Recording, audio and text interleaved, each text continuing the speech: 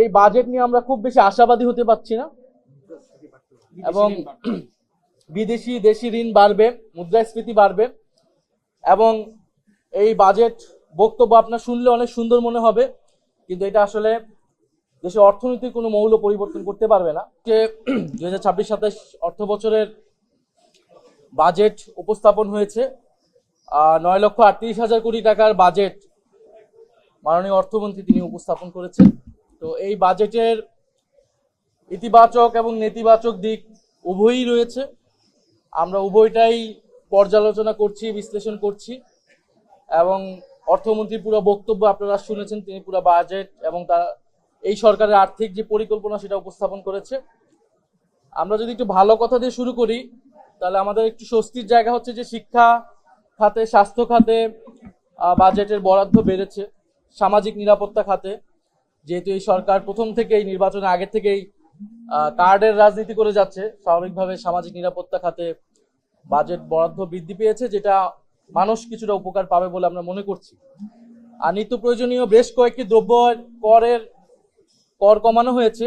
আমরা আশা করি সেটা যদি ইমপ্লিমেন্ট করতে পারে, যদিও অর্থমন্ত্রীর বক্তব্য আমরা পাইনি যেটা কিভাবে ইমপ্লিমেন্ট করবে, ব্যবসায়ীরা যদি এটা না মানে তখন কি করবে, কিন্তু যদি ইমপ্লিমেন্ট করা যায় তাহলে দ্রব্যমূল্যের দাম কিছুটা কমে আসার কথা। আমাদেরকে এখন দেখতে হবে সামনে। আমাদের বড় সমালোচনার জায়গাটা হচ্ছে এই বাজেটের, যে এই বাজেটটাকে আমাদের মনে হয়েছে উচ্চাভিলাষী এবং বাস্তবতা বিবর্জিত। কারণ আপনি দেখবেন যে এই বাজেটের 9,38,000 কোটি টাকা তারা ব্যয় করবে এবং এই আয়টা তারা বলতেছে যে 6,95,000 কোটি টাকা তারা রাজস্ব লক্ষ্যমাত্রা নির্ধারণ করেছে, এবং যেটা আসলে বাস্তবতা বিবর্জিত। কারণ এই পরিমাণ রাজস্ব মানে আদায় করা সরকারের পক্ষে, এই প্রশাসন এবং কর কাঠামোর পক্ষে সম্ভব না। এবং বাজেটে 2,43,000 কোটি টাকার ঘাটতি রয়েছে।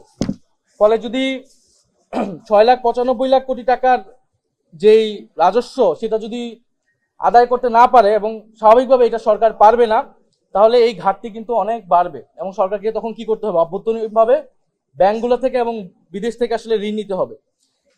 এই লক্ষ্যমাত্রা, এই রাজস্ব লক্ষ্যমাত্রা আয় অর্জন করতে হলে রাজস্ব প্রবৃদ্ধির হার অন্তত 42% হতে হবে।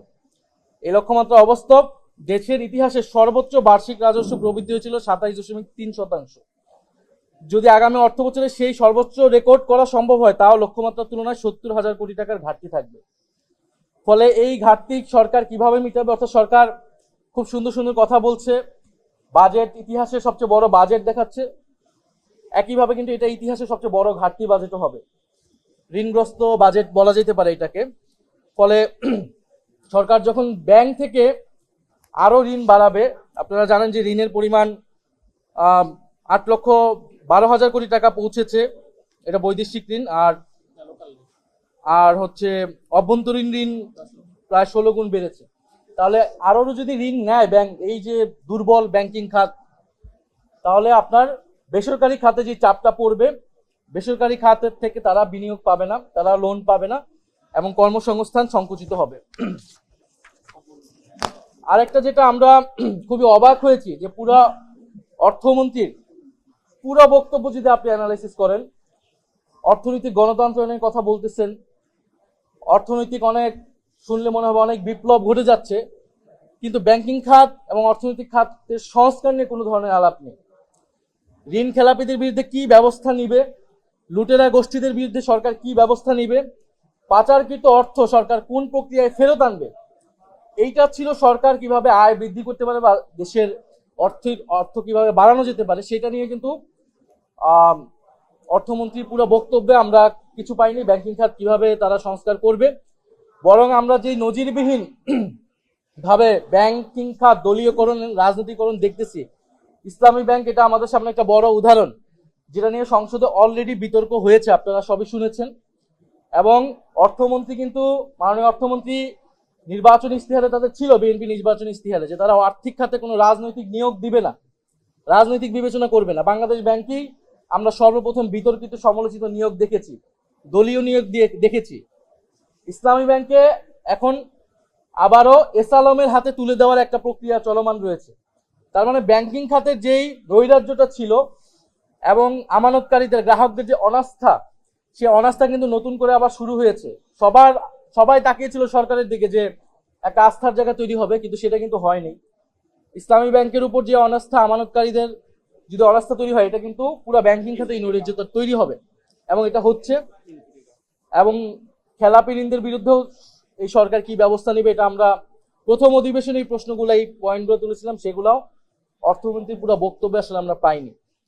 তো সামগ্রিকভাবে এই বাজেট নিয়ে আমরা খুব বেশি আশাবাদী হতে পারছি না এবং দেশি ঋণ বাড়বে, মুদ্রাস্ফীতি বাড়বে এবং এই বাজেট বক্তব্য আপনার শুনলে অনেক সুন্দর মনে হবে, কিন্তু এটা আসলে দেশের অর্থনৈতিক কোনো মৌল পরিবর্তন করতে পারবে না।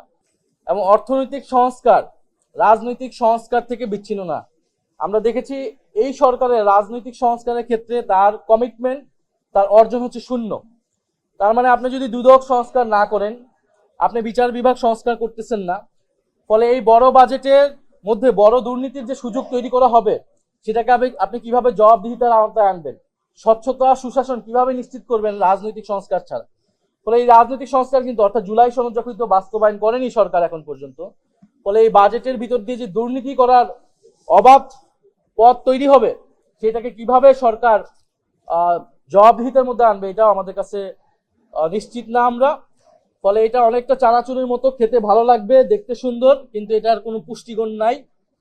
তো এই বাজেটটাকে আমাদের কাছে সেরকমই মনে হয়েছে, উচ্চবিলাসী, বাস্তবতা বিবর্জিত, এবং এটা একটা ঋণগ্রস্ত দেশের মানুষের উপর ঋণের চাপটা আরো বাড়াবে। আপনারা বললেন হতাশাজনক বাজেট, বড় বাজেট, এটা সরকার বাস্তবায়ন করা সম্ভব না, কিন্তু সরকার বলছেন এটি বাংলাদেশের ইতিহাসের সবচেয়ে ভালো বাজেট, জনবান্ধব বাজেট। এই বাজেটের মাধ্যমে জনগণ উপকৃত হবে এবং দেশের ব্যবসা পরিবেশ সুন্দর হবে এবং ঋণ খেলাপি কমবে, বা তারা এটাকে পজিটিভলি বলছেন। সেখানে আপনাদের অবস্থান একেবারে বিরুদ্ধে। আমি একটু সাপ্লিমেন্ট করি। উনি বক্তব্যে বলছিলেন বারবার যে অর্থনৈতিক সুশাসন নিশ্চিত করা হবে, আপনি বললেন যে তার বিপরীতটা হবে। একই সাথে ব্যাংকিং খাতে উনি রাজনীতি মুক্ত করা হবে, এটা দুবার বললেন উনি। এই জায়গাগুলোতে আপনারা কতটা আশাবাদী? দেখেন, বিএনপি নির্বাচিত হওয়ার আগে তারা বলেছিল তারা সংস্কার করবে, তারা জুলাই সনদ বাস্তবায়ন করবে। বিএনপি সরকারের স্বরাষ্ট্রমন্ত্রী প্রথম অধিবেশনে কিন্তু পরিষ্কার করেছে তারা নির্বাচনে যাওয়ার জন্য অনেকগুলো মিথ্যা প্রতিশ্রুতি দিয়েছিল, তার মধ্যে সংস্কার একটি। ফলে সরকার মুখে অনেক কিছুই বলতেছে, আপনি তার বাস্তবতা দেখে আসলে আমাদেরকে সিদ্ধান্ত নিতে হবে বা কমেন্ট করতে হবে। আপনার ইসলামী ব্যাংক নিয়ে যে সরকার যেই অবস্থানটা নিচ্ছে, যে তাদের যেই শেয়ার আগে যাদের ছিল, অর্থাৎ এস আলমের যেই ক্রয়কৃত শেয়ার যদি শেয়ার হোল্ডারদের কাছে আবার ফিরিয়ে দেওয়ার কথা বলে, তার মানে আসলে এটা পরোক্ষভাবে এস আলমকে ফিরিয়ে দেওয়ার কথা বলতেছি। এবং যেখানে চেয়ারম্যান দেওয়া হলো, যে এস আলমের সাথে জড়িত থাকার কারণে বাংলাদেশ ব্যাংক থেকে যার বিরুদ্ধে শাস্তিমূলক ব্যবস্থা নেওয়া হয়েছিল, তাকে আপনি আবার চেয়ারম্যান করতেছেন। এইটা দিয়ে আপনি কি বোঝাতে চাচ্ছেন? ফলে ইসলামী ব্যাংকে শুধু তো একটা দলীয়করণ বা একটা দলের জায়গা থেকে বা একটা রাজনীতির জায়গা থেকে বিবেচনা করার সুযোগ নেই। এটা তো গ্রাহক রয়েছে, 3 কোটি গ্রাহক রয়েছে, এটা আমানতকারী রয়েছে। ফলে সরকার এই যে অ্যাক্টগুলো করতেছে, এবং বাংলাদেশ ব্যাংকের গভর্নর নিয়োগ, সেটা কি সুরাহা হয়েছে?